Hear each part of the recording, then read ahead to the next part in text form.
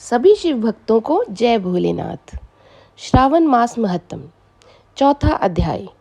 भगवान सदाशिव ने श्री सनत कुमार से कहा, हे ब्रह्मपुत्र, अब मैं तुम्हें धारण पारण व्रत के संबंध में बतलाऊंगा। तुम ध्यान पूर्वक सुनो। पूर्व प्रतिपदा तिथि को पुण्यवाचन करवाने के पश्चात मेरे लिए व्रत करना चाहिए।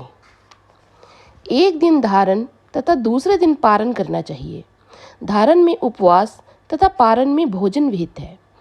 व्रत करने वाले को मास की समाप्ति पर उद्यापन करना चाहिए। प्रथम श्रावण मास की समाप्ति में कीर्तन पुण्यवाचन कराकर हे वत्स आचार्य और ब्राह्मणों का वरण करना चाहिए। भगवान सदाशिव तथा भगवती पार्वती की सोने की प्रतिमा घट के ऊपर स्थापित करनी चाहिए और रात भर भक्ति द्वारा अर्चन करना चाहिए। रात को शिव महापुराण का श्रवण कीर्तन आदि करते हुए जागरण करना चाहिए। प्रातःकाल हवन करना चाहिए।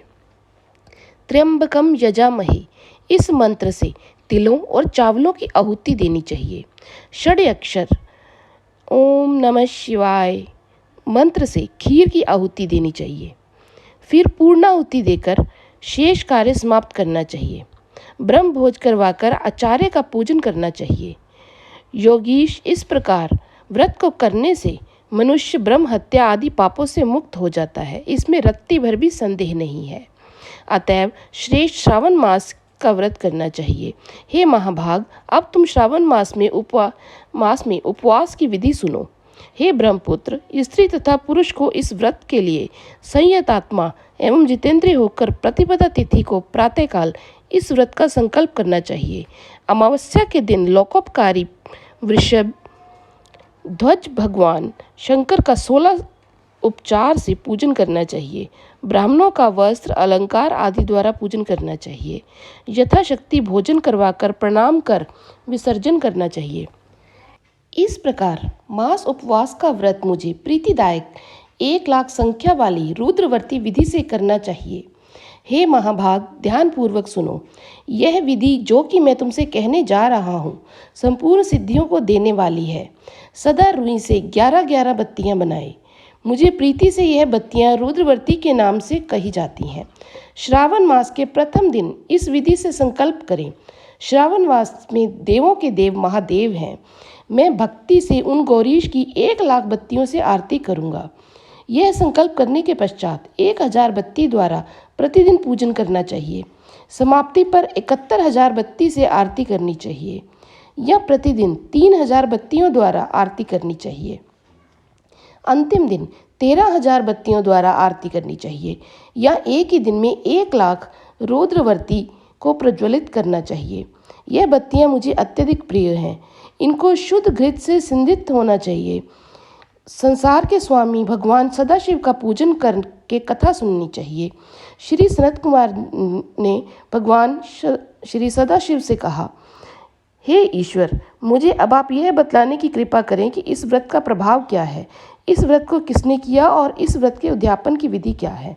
भगवान सदाशिव बोले, हे ब्रह्मपुत्र, मैं अब तुम्हारे सम्मुख इस व्रत को कहूँगा। ध्यान पूर्वक सुनो। यह व्रत सब व्रतों में श्रेष्ठ और महान पुण्य प्रदान करने वाला है, साथ ही संपूर्ण पाप ताप को हरने वाला है। इससे प्रीति और सौभाग्य की प्राप्ति होती है। पुत्र पौत्र और समृद्धि को देने वाला यह व्रत भगवान श्री सदाशिव को अत्यंत प्रिय है। इससे उत्तम शिवलोक की प्राप्ति होती है।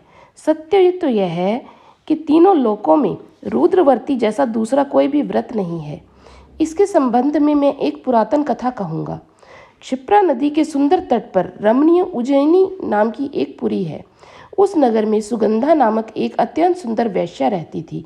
उस वेश्या ने संसार में अपने सूरत का अति दुसह 100 मोहर मूल्य की प्रतिज्ञा की। उसने युवा पुरुषों तथा ब्राह्मणों कुमारों का धर्म भ्रष्ट किया। बार बार बहुत से राजाओं और राजकुमारों को बिगाड़ा। उनके आभूषण आदि छीनकर उनको बुरी तरह से अपमानित करके अपने घर से बाहर निकाल दिया। इस प्रकार उसने बहुत से प्राणियों को बुरी तरह लूटा और लूटने के बाद उनको घर से निकाल दिया। अब वह बेचारे शर्म के मारे किसी को अपना मुंह तक नहीं दिखा सकते थे। उसके नाम के अनुसार उसके शरीर की सुगंध 1 कोस तक जाती थी। उसके रूप की चारों ओर चर्चा थी। गायन विद्या से संबंधित वह 6 राग तथा 36 रागनियों में पूर्णतः दक्ष थी। नृत्य व रंभा आदि देवांगनाओं से भी अच्छा जानती थी। चाल का यह हाल था कि हस्ती और हंस की चाल को भी मात कर देती।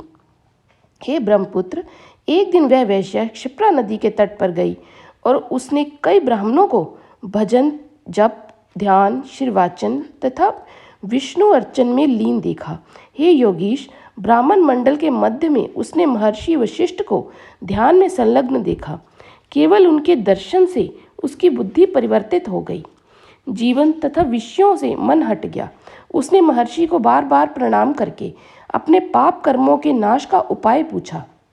उसने कहा, प्रभो, मैंने आज तक बहुत पाप किए हैं, आप मुझे उन पापों के नाश का उपाय बतलाइए।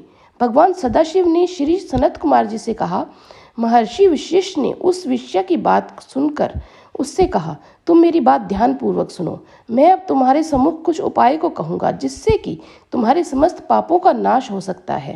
हे भद्रे, तुम त्रैलोक्य प्रसिद्ध वाराणसी में जाकर दुर्लभ रुद्रवर्ती नामक व्रत करो। यह व्रत महान पुण्य देने वाला तथा शिव की भक्ति में मन को लगाने वाला है। हे भद्रे, इस व्रत के करने से तुम्हारी उत्तम गति हो सकती है।